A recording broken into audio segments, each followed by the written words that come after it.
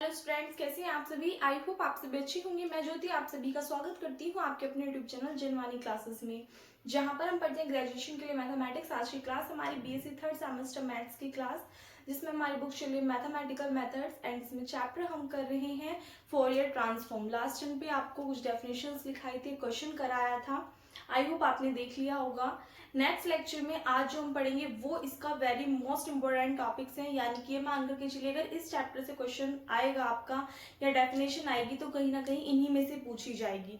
Definition बहुत कम आती है आपकी, क्योंकि आपको पता है कि आपके पास में दो बुक है थर्ड सेमेस्टर में, एक अलजेब्रा और एक मैथमेटिकल मेथड्स। तो जो मेनली डेफिनेशंस आती हैं वो आपकी अलजेब्रा वाली बुक से आपसे पूछी जाती है। इस वाली बुक से बहुत कम चांसेस होते हैं डेफिनेशन आने के, क्वेश्चंस मेनली लगते हैं। तो जो आपका ये वाला चैप्टर है फोरियर ट्रांसफॉर्म, इसके अंदर भी डेफिनेशन जो है वो लिखा रही हूँ कि इनकेस अगर आपसे पूछ ली जाए तो आपको पता होनी चाहिए क्या होती है। उसके अलग अगर हम बात करें तो जो क्वेश्चंस होंगे जो आपको कराए जाएंगे वो वेरी मोस्ट इंपोर्टेंट होंगे, उन्हीं के अंदर से आपसे एग्जाम में पूछा जाएगा, तो उनको बहुत अच्छे से कवर करना है। ठीक है, सबसे पहले इसके अंदर जो हम पढ़ेंगे वो Fourier transform, Fourier sine transform and Fourier cosine transform के बारे में पढ़ेंगे। तो उनके डेफिनेशंस आपको पता होनी चाहिए कि स्टेटमेंट क्या कहते हैं।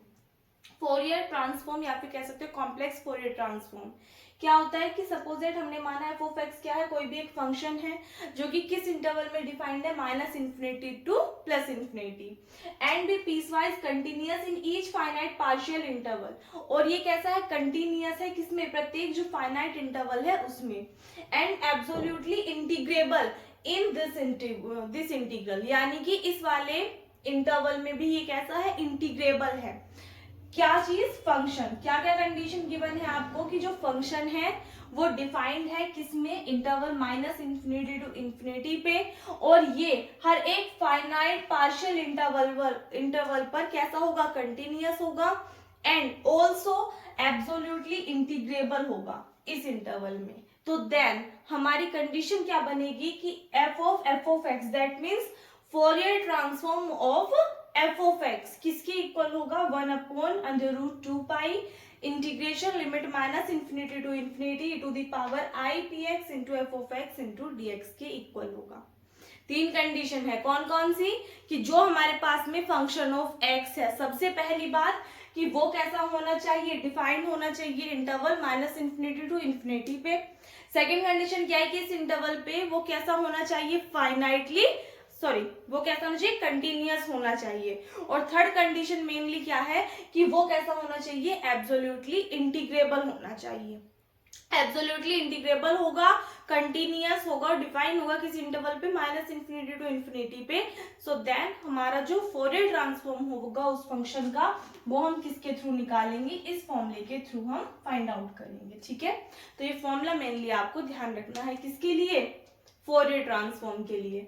यदि आप ये वाला फॉर्मूला याद रख लेते हो तो बाकी फोरियर साइन ट्रांसफॉर्म और फोरियर कोसाइन ट्रांसफॉर्म का फॉर्मूला आपका यहीं से बन जाएगा।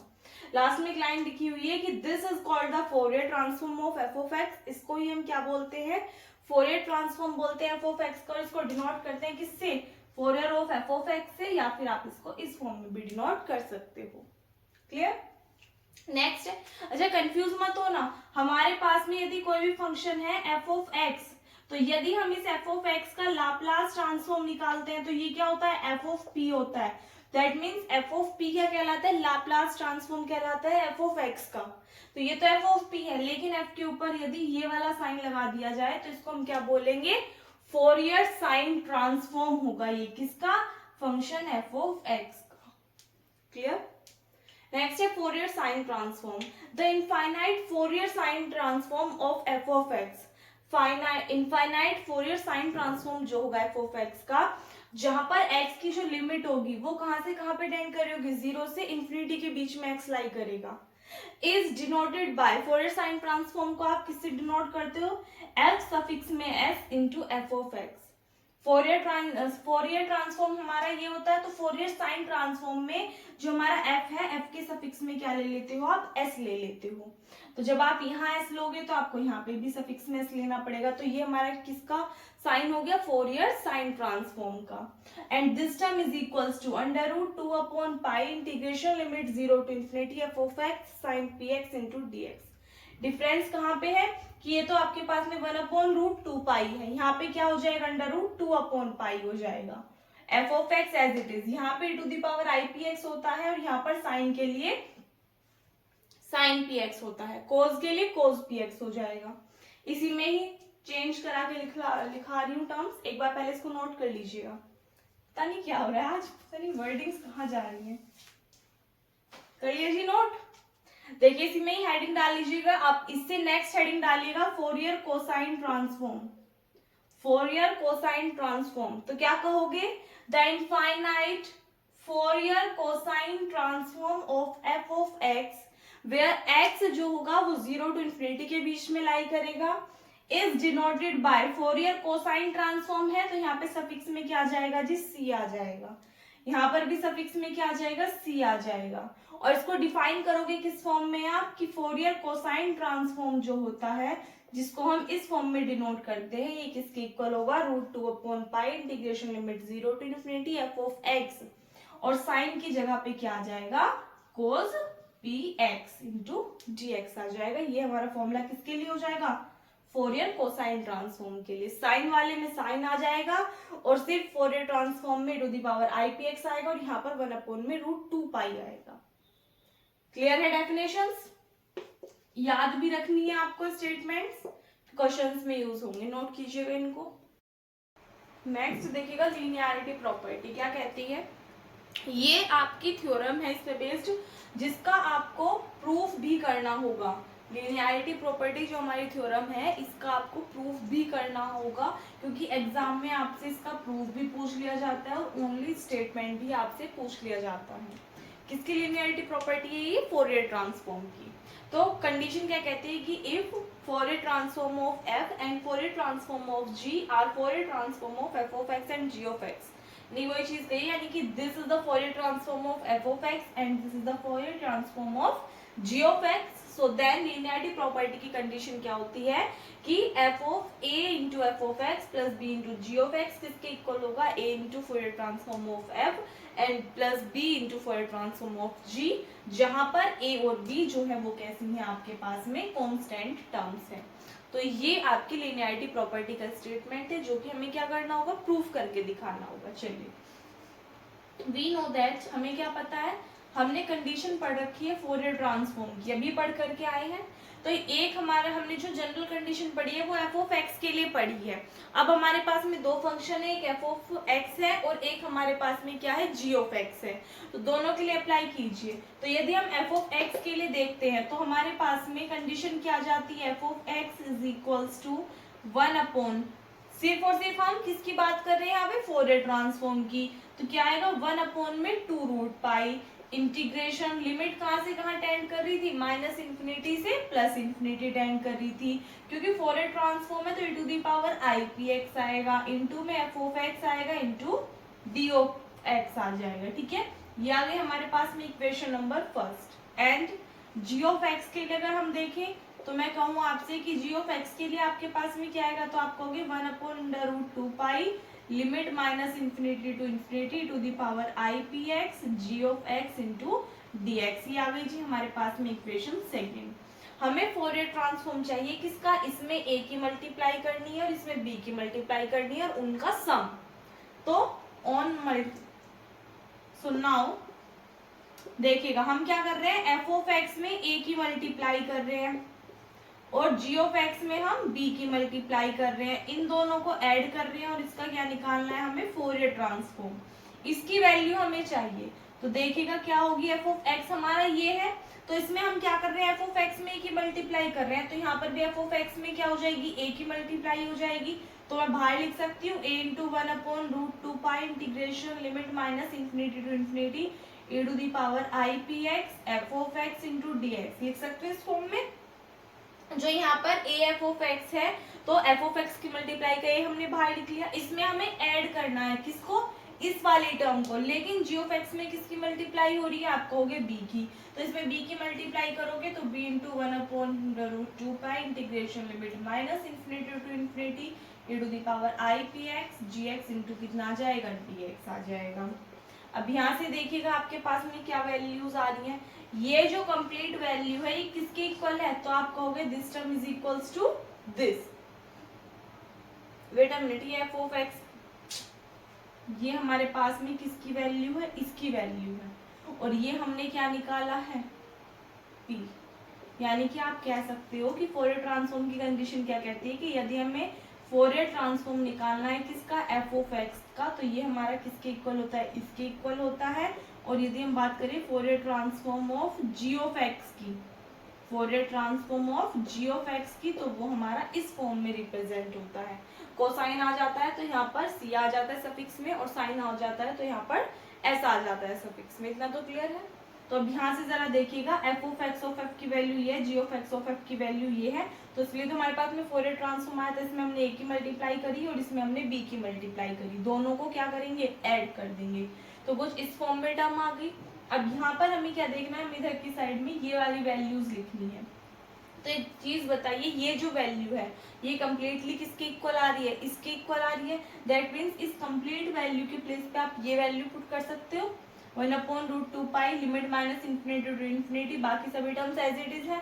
तो इस कंप्लीट के प्लेस पे आप क्या पुट कर सकते हो, ये तो कांस्टेंट टर्म है, Fourier transform of F of X, plus यहाँ पर b कांस्टेंट है, ये जो कंप्लीट वैल्यू है ये यहाँ से किसकी इक्वल है, इक्वेशन सेकंड से इस वैल्यू के इक्वल है। और लेफ्ट हैंड साइड में क्या चल रहा है हमारा, Fourier transform of a into F of X plus b into ji of X, ये वैल्यू तो चल रही है, तो this term is equals to this. और यही क्या करना था हमें, इसकी लिनियरिटी प्रॉपर्टी में प्रूव करके दिखाना था, और कुछ नहीं। क्लियर है, नोट कीजिएगा इसको। नेक्स्ट देखिएगा, तीन प्रॉपर्टीज हैं जिनके स्टेटमेंट आपको याद रखने हैं। फर्स्ट है change of scale property, second है शिफ्टिंग प्रॉपर्टी, एंड थर्ड है modulation theorem. Change of scale property का स्टेटमेंट क्या कहता है कि इफ फोरियर ट्रांसफॉर्म, यानी कि that means this is the complex Fourier transform of F of X, ये क्या हमारे पास में कॉम्प्लेक्स फोरियर ट्रांसफॉर्म है, या फिर आप इसको नॉर्मली फोरियर ट्रांसफॉर्म भी बोल सकते हो एफ ऑफ एक्स का। So the complex Fourier transform of F of A x क्या होगा आपके पास में, 1/a and Fourier transform of p upon a, यानी कि जो आपके पास में f ऑफ x है उसकी मल्टीप्लाई में आपका a भी हो जाएगा। दैट मीन्स ये जो आपके पास में f p अपॉन a लिखा हुआ है इसको आप क्या बोलोगे, Fourier transform of a into F of x. तो यदि हमारे पास में f ऑफ x कोई भी फंक्शन है और यदि उसका फोरियर ट्रांसफॉर्म हमारे पास में ये है, तो यदि इस f ऑफ x की मल्टीप्लाई में a ले लेंगे हम, तो इसका फोरियर ट्रांसफॉर्म क्या हो जाएगा आपके पास में, 1/a F of p upon a हो जाएगा। क्लियर है बात, क्या कहा हमने कि यदि f ऑफ x है, इसका फोरियर ट्रांसफॉर्म आपके पास में ये है, तो यदि इसमें आप a की मल्टीप्लाई कर देते हो तो इसमें आपको बाहर a से डिवाइड करना पड़ेगा और p के प्लेस पे 1/a। ये हमारी प्रॉपर्टी क्या कहलाती है, चेंज ऑफ स्केल प्रॉपर्टी कहलाती है। दैट मीन्स कि अगर आपके पास में कोई भी फंक्शन गिवन है a into F of x की फॉर्म में और आपको उसका फोरियर ट्रांसफॉर्म निकालना है, तो सबसे पहले आप उसमें से एफ ऑफ एक्स कंसिडर करोगे, एफ ऑफ एक्स का फोरियर ट्रांसफॉर्म निकालोगे एंड देन उसमें a की मल्टीप्लाई करोगे, तो चेंज ऑफ स्केल प्रॉपर्टी का यूज करके आप इसको इस फॉर्म में कन्वर्ट करके सॉल्व करोगे। ठीक है। सेकंड है शिफ्टिंग प्रॉपर्टी। शिफ्टिंग प्रॉपर्टी क्या कहती है कि if this is the complex Fourier transform of F of x, so then the complex Fourier transform of f of x minus a क्या होगा आपके पास में, to the power i p a into this।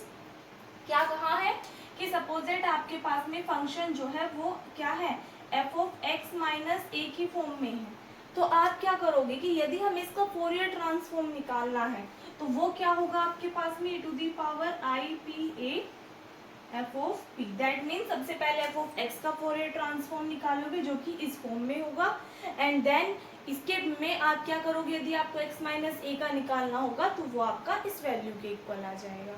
जब questions करेंगे तो और अच्छे से क्लियर हो जाएंगी चीजें। थर्ड है मॉड्यूलेशन थ्योरम। थ्योरम क्या कहती है कि if F of P is the complex Fourier transform of F of X, so then the Fourier transform of F of x into cos A X. किसका Fourier transform की बात कर रहे हैं हम, F of x into cos A X. इसका जो Fourier transform है ये हमारे पास में क्या होगा, 1/2 f of p minus a plus f of p plus a के इक्वल होगा। क्लियर है? तीनों के तीनों वैल्यूज आपको याद रखनी है, नोट कीजिएगा। नेक्स्ट देखिएगा, relationship between Fourier and Laplace transform. Exam के पॉइंट ऑफ व्यू से वेरी मोस्ट इंपोर्टेंट है। एग्जाम में आपसे पूछा गया है कई बार, प्रीवियस ईयर में कई सारी यूनिवर्सिटी में। क्या कि जो हमारे लाप्लास ट्रांसफॉर्म हम पहले पढ़ चुके हैं चैप्टर, वो एंड फोरियर ट्रांसफॉर्म, दोनों के बीच में रिलेशन क्या होता है। तो आपको डायरेक्टली याद रखना है कि फोरियर ट्रांसफॉर्म जो होता है, सपोज कोई भी फंक्शन मान लीजिए आप एफ ऑफ टी, वो किसके इक्वल होगा, Laplace transform of ji of T के इक्वल होगा। ये रिलेशन होता है एक्चुअल में। क्या होगा, प्रूफ करेंगे। तो सबसे पहले हम एक फंक्शन कंसिडर करेंगे एफ ऑफ टी, जो कि किस फॉर्म का कंसिडर करेंगे कि हम कहेंगे कि यदि टी की वैल्यू 0 से बड़ी है, यानी t इज ग्रेटर देन 0, तो हम फंक्शन कंसीडर करेंगे to the power minus x T into ji of T. और यदि t की वैल्यू 0 से छोटी है तो हम कंसीडर करेंगे कि फंक्शन क्या होगा, हमारे पास में 0 होगा। ये कहाँ से आई, ये वैल्यू आपको खुद से कंसीडर करनी पड़ेगी प्रूफ करने के लिए, ठीक है। तो ये आप कह सकते हो, याद रख सकते हो या कुछ भी। तो सपोज दैट हमने माना कि एफ ऑफ टी कोई भी फंक्शन है जिसकी वैल्यू यदि टी से बड़ी होगी तो फंक्शन की वैल्यू ये होगी, और यदि वैल्यू 0 से छोटी होगी तो फंक्शन हमारा 0 होगा। So then the Fourier transform of F of T. अभी फोरियर ट्रांसफॉर्म के लिए आपको फॉर्मूला लिखाया है, जो डेफिनेशन लिखाई थी उसके अंदर आपको फोरियर ट्रांसफॉर्म के लिए फॉर्मूला लिखाया था जनरल फॉर्म वाला। तो वो वाला फॉर्मूला हमने यूज किया है कि Fourier transform of F of t किसके इक्वल होगा, integration limit minus infinity to infinity e to the power I p t f of T into D t. X था तो e to the power I P x f of x into D x हो जाता, but हम function T consider करके चल रहे हैं। Sorry, जो फंक्शन है वो हमारा किस फॉर्म में, टी की फॉर्म में। तो that means F of T consider करके चले, तो इसलिए सभी टर्म्स हमने टी में कंसिडर की हैं। नाउ यहाँ पे अगर लिमिट देखो तो माइनस इन्फिनिटी टू इन्फिनिटी जा रही है, इसको ब्रेक कर लीजिए, माइनस इन्फिनिटी से 0 और 0 से इन्फिनिटी। अगर हम बात करें नंबर लाइन पे, आप सभी को पता है यहाँ पर आपका 0 होता है, इधर की साइड आपके पास में जो टर्म्स होती हैं वो -3 और अप टू कहाँ तक जाती है, माइनस इन्फिनिटी तक, और इधर की साइड जो वैल्यू होती है वो आपकी कहाँ तक जाती है, अप टू प्लस इन्फिनिटी तक। तो हमने माना कि यदि हमारे पास में जो लिमिट है वो माइनस इन्फिनिटी से इन्फिनिटी है तो हम इसको ब्रेक कर सकते हैं माइनस इन्फिनिटी से 0 एंड देन 0 से इन्फिनिटी पर कर सकते हैं। तो minus infinity to 0 and 0 to infinity, 2 parts में ब्रेक हो गई। अब यहाँ पे देखिएगा, जब t की वैल्यू 0 से कैसी है, यहाँ पर छोटी कहा है, हमने क्या कहा है, छोटी, क्योंकि माइनस इन्फिनिटी से 0 तक जब लिमिट जा रही है तो वैल्यू क्या होगी, 0 से छोटी ही होगी। और यदि वैल्यू t की 0 से छोटी है तो उस कंडीशन में फंक्शन हमने क्या कंसीडर किया है, 0। तो एफ ऑफ टी की वैल्यू क्या हो जाएगी, 0, ये टर्म एज इट इज आ जाएगी। प्लस जब हमने लिमिट ली है 0 to infinity, that means t की जो वैल्यू है वो 0 से बड़ी होगी, और यदि t की वैल्यू बड़ी होगी 0 से तो एफ ऑफ टी जो है वो फंक्शन हमारे पास में क्या आ जाएगा, e to the power minus x T into ji of T, और e to the power I p t as it is into D t. इसमें तो कंफ्यूजन नहीं है। नेक्स्ट अब देखिएगा, 0 की मल्टीप्लाई करोगे ये टर्म हो गई 0, 0 को आप किसी भी टर्म में ऐड करोगे वही वैल्यू आ जाएगी। सो नाउ यहाँ से आपके पास में ये वैल्यू आ गई। इन दोनों के लिए अगर आप देखोगे बेस सेम है तो पावर्स ऐड हो जाएंगी, पावर्स ऐड होंगी तो टी हमने बाहर कॉमन ले लिया, यहाँ से बचा माइनस एक्स और यहाँ से आ गया आई पी, कोई कंफ्यूजन नहीं, इंटू में G T into D T. Now I P minus x जो है इसको आप कंसीडर कर लिए अपने आप से एस मान लीजिए, यहाँ पे मान लीजिएगा कि let I P minus X is equals to S. हमने इसको नाम दे दिया, क्यों दिया, ताकि हमारे एक पर्टिकुलर फॉर्म बन जाए, ताकि हमें पता चल जाए कि एक्चुअल में है किसके इक्वल। तो यदि हम इसको एस कह रहे हैं तो इसको आप एक काम कीजिएगा, एक्स माइनस आई पी को एस मानना। तो जब आप minus I P into x निकालोगे, या फिर आप कह सकते हो आई पी माइनस एक्स निकालोगे, तो ये हमारा किसके इक्वल आएगा, माइनस के एस के। क्यों कर रहे हैं ऐसा, अभी पता चलेगा। तो यहाँ से हमारे पास वैल्यू क्या आ जाएगी, माइनस के S T into G T into D T. अब हमने इसको डायरेक्टली इस फॉर्म में लिख दिया, क्यों लिखा, देखिएगा जब हमने लाप्लास ट्रांसफॉर्म चैप्टर पढ़ा था तो वहां पर इंटीग्रेशन का फॉर्मूला लिखा था, और हमने क्या कहा था, Laplace of F of X किसकी इक्वल होगा, integration limit 0 to infinity e to the power minus P x into F of x into D X कहा था। अब यहाँ पर ये वाली वैल्यू बनाने के लिए, क्योंकि लिमिट तो हमारी बन रही है 0 टू इंफिनिटी, बट हमारे पास में फंक्शन एफ ऑफ एक्स की जगह यहाँ पे जी ऑफ टी, उससे इफेक्ट नहीं पड़ेगा क्योंकि वहां पर एक्स के रिस्पेक्ट में इंटीग्रेशन हो रहा है, यहाँ पे टी के रिस्पेक्ट में, तो ये चीज भी सही है। But E to the power क्या चाहिए हमें, माइनस पी एक्स की फॉर्म की चाहिए, तो वो एक्स में था फंक्शन इसलिए एक्स था, यहाँ पे टी में है तो टी तो है, बट हमें एक टर्म चाहिए यहाँ पे जो कि क्या कंसिडर कर ली हमने, एस, जो कि किसके इक्वल है हमारे पास में आई पी माइनस एक्स के इक्वल है, इसलिए हमारे पास में क्या कंसीडर किया हमने, माइनस एस कंसीडर किया, क्योंकि हमें यहाँ पर पावर में क्या चाहिए था, माइनस साइन चाहिए था। अब क्लियर हो गया। तो ये बनाने के लिए, इसको लाप्लास की फॉर्म का बनाने के लिए ही हमने इस टर्म को एस के इक्वल कंसीडर किया, किसके इक्वल कंसीडर किया है, सॉरी माइनस एस के इक्वल कंसीडर किया है। तो यहाँ से minus S T into ji of T into D T, so by this condition हम कह सकते हैं कि ये किसके इक्वल हो जाएगा, Laplace of ji of T के इक्वल आ जाएगा। और ये जो रिलेशन है, यही रिलेशन है किसके बीच में, फोरियर ट्रांसफॉर्म और लाप्लास ट्रांसफॉर्म के बीच में, जो कि हमें प्रूव करना था। क्लियर है जी। अगर कहीं पे कोई भी डाउट है तो पूछ लीजिएगा। जो आपके बेसिक्स थे वो कंप्लीट हो चुके हैं। नेक्स्ट लेक्चर में जो क्वेश्चंस हैं उनको करेंगे, और एक लेक्चर में एक ही क्वेश्चन हो पाना पॉसिबल है बिकॉज काफी लेंथी क्वेश्चंस आपके इस चैप्टर से हैं, जो कि हमेशा लॉन्ग क्वेश्चंस के अंदर ही आपसे पूछे जाते हैं। तो इस क्लास में बस इतना ही, मिलते हैं नेक्स्ट क्लास में। Thanks for watching.